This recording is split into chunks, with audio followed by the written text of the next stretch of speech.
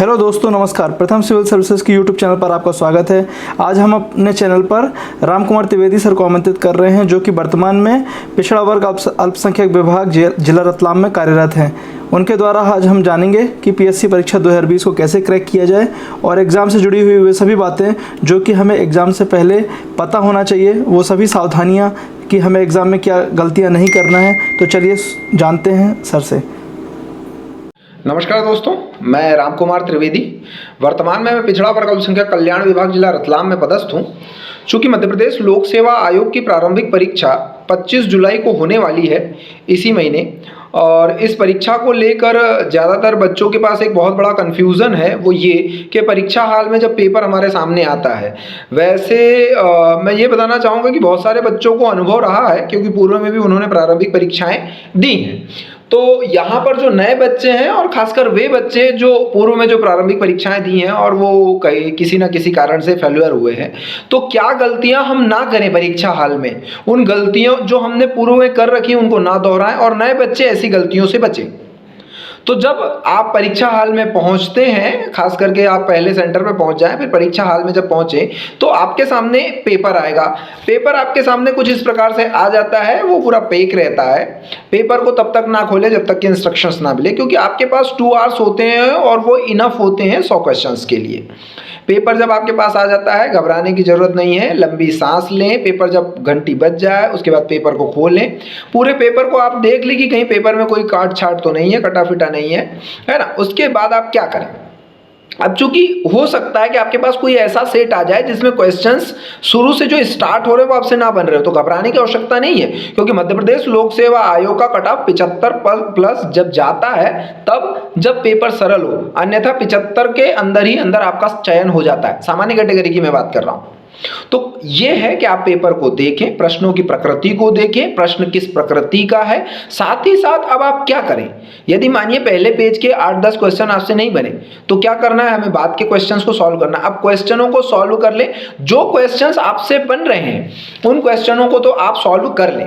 अब इसके बाद जो क्वेश्चन नहीं बन रहे हैं उनके लिए क्या करें, तो इल्यूमिनेट करें, इल्यूमिनेशन पद्धति के माध्यम से क्वेश्चंस को सॉल्व करें। आपको उतने ही क्वेश्चन सॉल्व करना है। आइडियल कट ऑफ मैं बता रहा हूं 75 प्लस रहता है, तो हमें 75 प्लस क्वेश्चन तो सही करना है। इट मींस आपके पास 25 क्वेश्चंस का क्या है, मार्जिन है।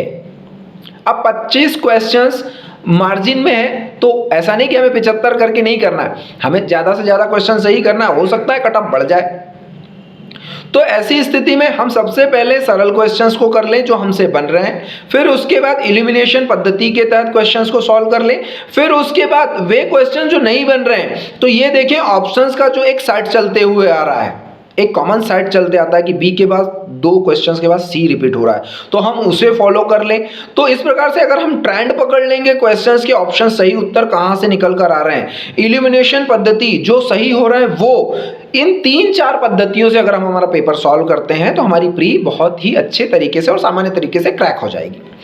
तो क्या करना है, घबराना बिल्कुल नहीं है, पेपर को आराम से देखना है। पहले सरल क्वेश्चंस को सॉल्व करना है, जो आ रहे हैं उनको सॉल्व करना है, उसके बाद इल्यूमिनेशन पद्धति के तहत सॉल्व करना है। साथ ही साथ हमें पैटर्न चेक करना है कि कौन सा ऑप्शंस कितने प्रश्न के बाद रिपीट हो रहा है, उसको क्रैक कर लें। अगर वो आपके पास मिल जाता है, वो आप क्रैक कर लेते हैं, इट विल बी, और मैं डेफिनेटली कहता हूं, it will be not, it's a definitely कि आप प्री एग्जाम को क्रैक कर लेंगे। अब जो हमें OMR सीट दी जाती है उसमें हमें बॉल्स जो हैं उनको फिल करना होता है। तो जो बॉल्स को फिल करना होता है तो वहां पर गाइज आप लोग बहुत ज्यादा गलतियां कर लेते हो, तो गाइज वो गलतियां आप ना दोहराएं।